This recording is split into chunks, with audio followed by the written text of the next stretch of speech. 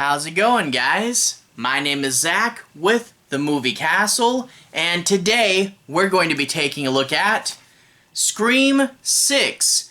This is from March 10th, 2023, and is directed by Matt Berttinelli-Olpin and Tyler Gillett.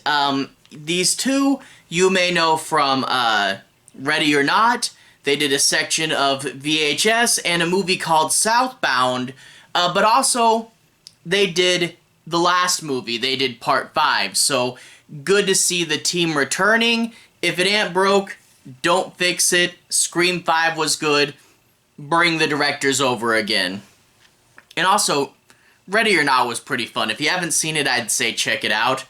But anyway, this movie stars Melissa Barrera, Jenna Ortega, and also features Courtney Cox. She's not in the movie super long, but definitely does have a good presence there. And sadly, she's the only one of the original 3 to return for this movie. Major props, though, to the movie.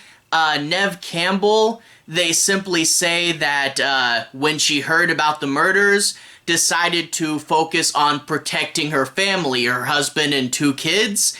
And yeah, that's fine. I am so glad that we are beyond the point where so many other old horror movies, if they couldn't get the main character back, would just kill them off. But no, give her a happy ending and say, look, she's just gonna protect her family. That's why she's not here. Major props for getting beyond old slasher movie character standards. But also, we do have the return of Hayden Panettiere as well. Really good to see her, a character we all really liked, and just smart idea to bring her back. Anyway, I do want to say I'm a pretty big fan of the Scream franchise. They've always been really fun, you know, slashers, but a little bit funny. Ghostface is a really cool character, so I was looking forward to this one. I thought Scream 5 was pretty good, and doing a new one based in this world, yeah, I was looking forward to it, but I will say I was kind of cautiously optimistic because of what happened to Halloween. Yeah, Halloween, the first Blumhouse one was really solid. The second one was fun but kind of goofy, but it really did all fall apart in the third one. And that being said, when I found out, okay, they're continuing on with Scream, I'm like, please stay good, please stay solid. And I will say, yeah, it did. I think this new Scream movie panned out really well. Actually, kind of an interesting thing, they do reference Scream 2 a few times. Much like in Scream 2, the characters are now going to college, and I think the sorority that they reference is actually a different chapter of the same one from Scream 2. But there are a few other things, like there's a scene with a van in a park, and someone goes, maybe we shouldn't be doing this because this is literally just like Scream 2, and I did find that kind of funny. But in addition to the references to Scream 2, I do feel very similar to this movie as I did to Scream 2. Basically, I thought it was pretty solid. Scream 1 to Scream 2, I definitely liked 1 more, but I really appreciate what 2 did, and I feel the same way going in 5 to 6. Scream 2, and same with this movie, had a really good sense of paranoia over mystery. You know, everyone says mystery, but it really isn't about the mystery. It's about the paranoia, and Scream 2 really did have that. You got the feeling that Ghostface could be anyone, and everyone suspecting characters, even main characters. I know you're a main character, but what if you went crazy between movies, you know? So people are suspecting everyone. Anyone could be Ghostface, Ghostface could be anywhere, and Ghostface could kill anyone. So you really don't have that feeling of safety, and the paranoia does translate over, which I really did like, you know? And you also get, much like Scream 2, some really good frightening and intense sequences. You know, Scream 2 had that famous car scene, Scream 6, you get things like the convenience store scene, which came out very, very well, and the ladder sequence, which was really good as well. So much like Scream 2, 6 also has some really intense sequences. So even though I like Scream 1 and I probably like Scream 5 better than 6, I do think they're both really solid sequels. I didn't think the story was quite as good, but they are very intense, paranoid movies, and I do think Scream 6 pairs up well with Scream 2, and I know Scream 2 does have a cult following, so there'll probably be a lot of people excited to hear that.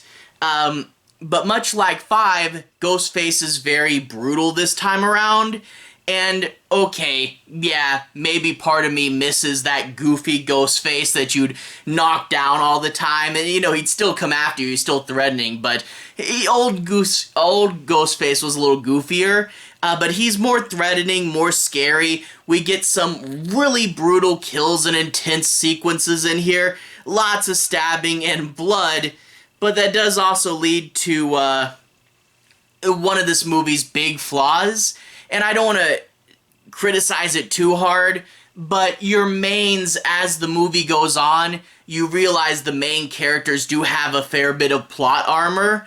For example, right before the gas station sequence, Jenna Ortega elbows Ghostface in the face and manages to get away, and then Ghostface goes into the gas station and quite easily plows through like 3 or so randos, and you're like, okay, randos don't stand a chance, and mains are really good at fighting Ghostface. And also, people will get stabbed in this movie, and it's a case of, either they get stabbed a bunch, but there's several times where they're just miraculously still alive, kind of like that Sonic meme, how are you still alive? But also there's a few times where characters will get stabbed once and just kind of walk it off. And so yeah, the main characters, it can be a little bit too tough in this movie. That being said, that's so we can get in the brutal violence. How do you have brutal violence but still keep the plot going? Just chug through it, But that being said, I do like the Ghostface here. Really good and intense. And also, cracked mask. That's pretty cool.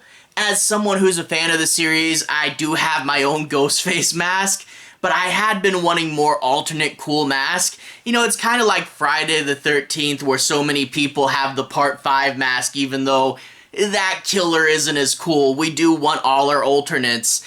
And I'm not a gamer, I don't play, Dead by Daylight, but I was at Spirit Halloween, and I came so close to buying they had alternate Ghostface mask for the game, and I had no idea what the situation was around them, but I saw an alternate Ghostface mask, came so close to buying it. So I will say, Spirit Halloween, this October, you better have that cracked Ghostface mask, because I really want to go in and pick it up. Anyway, a few other things, though, I do want to point out before we get deeper into the plot.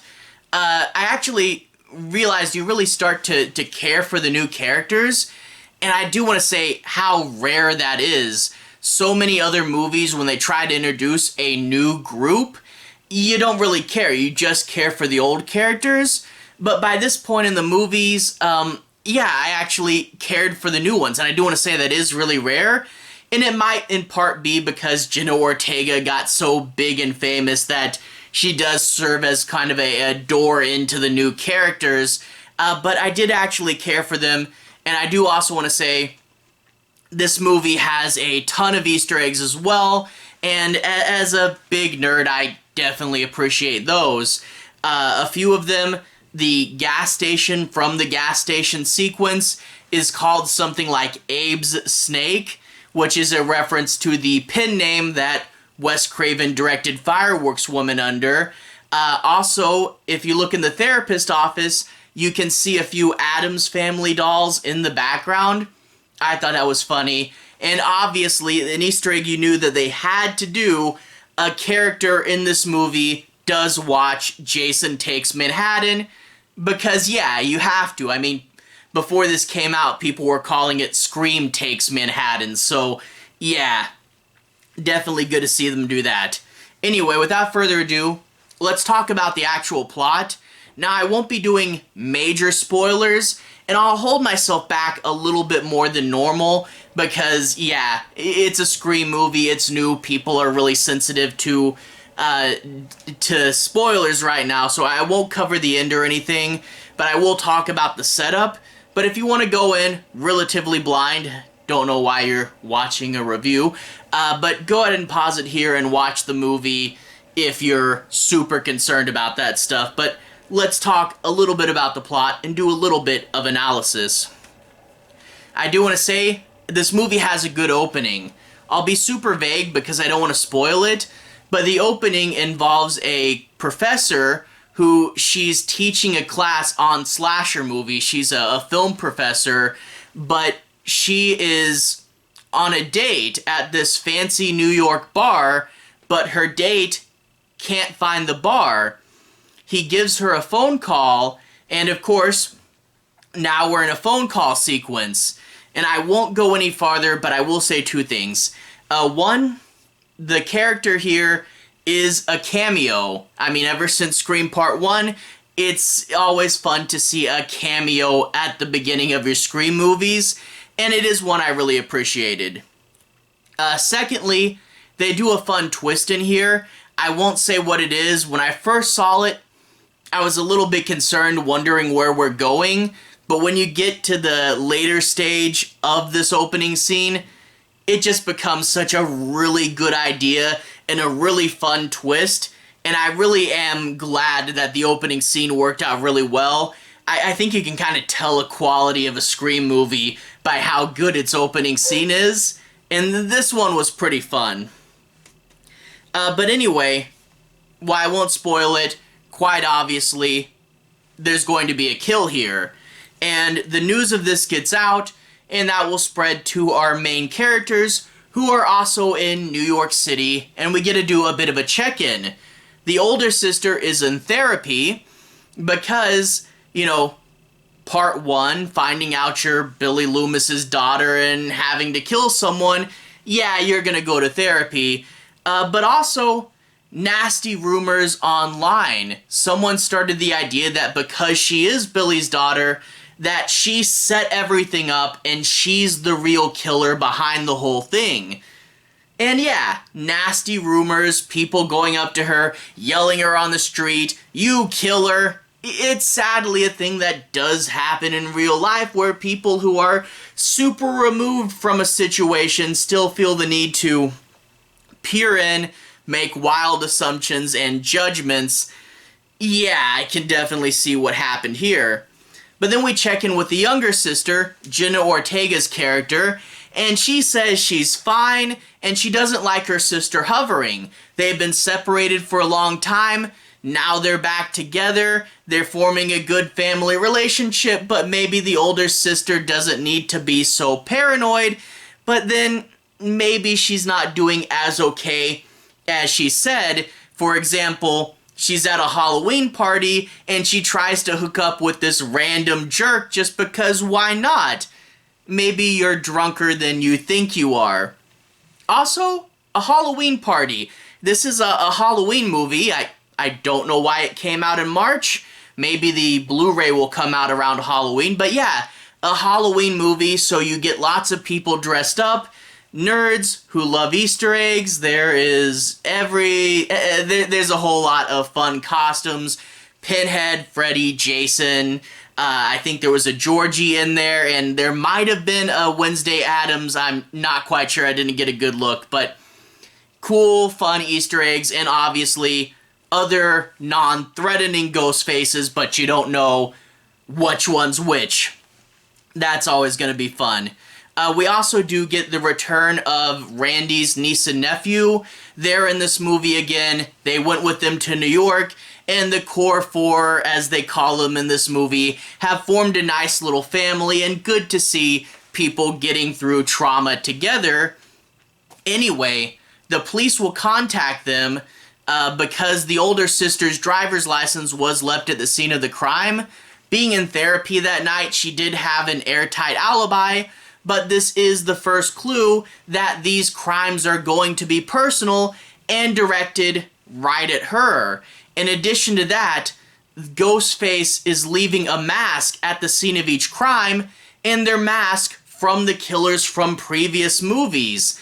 They also find, and it's in the trailer so it's not a spoiler, they find a really cool Ghostface shrine, which as someone who's a Scream nerd, seeing all this stuff and going, that's from this movie, that's from that movie.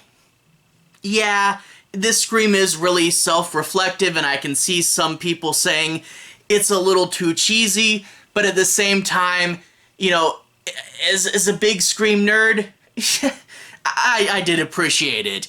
You know, so okay, it's self-reflective, and this one actually probably goes more into self-reflection than talking about horror movies in general, although you still obviously do get that stuff, but it is cool to see.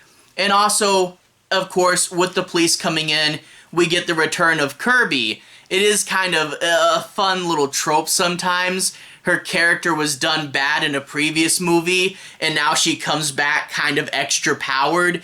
She's a tough, cool FBI agent now. And you know what?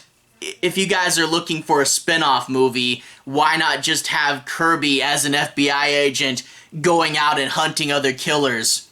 I'd watch it. But I feel like this definitely does correct for a big mistake that the previous Scream movies had. In part 4, maybe you weren't really supposed to care for the new characters, but with Kirby being supposedly killed in part 4, it really abandoned any and all hope that you would actually care for the new characters, because she was the one you needed. It was such a big mistake to kill her off in part 4, and then we all saw that famous Easter egg in 5 that confirmed she was still alive, and I really am glad that you got her in here. It's a good way to incorporate the old movies. She's a fun character to see. She's another film nerd. It's really cool, and I'm glad we got her back. I mentioned earlier, Gail is in this movie. She's trying to help, and of course, as always, you can't trust her, and she is dealing and processing with the loss from part 5. It's cool to see her. She's not in the movie terribly much, and they do a good job of having her in there, feeling like we're seeing her, and, you know, feeling like we're getting more for her story without it being a case of the old character coming in and just taking over the new movie. So I did like that they do that. I think they did just enough of Gail, and they even gave her a really fun sequence towards the end. Good to see her as well. So overall, New York City is a big place. The killer could be anywhere. This movie is Scream 2's paranoia mixed with Scream 5 being a little more brutal than the previous ones. Overall, I think it came out pretty well.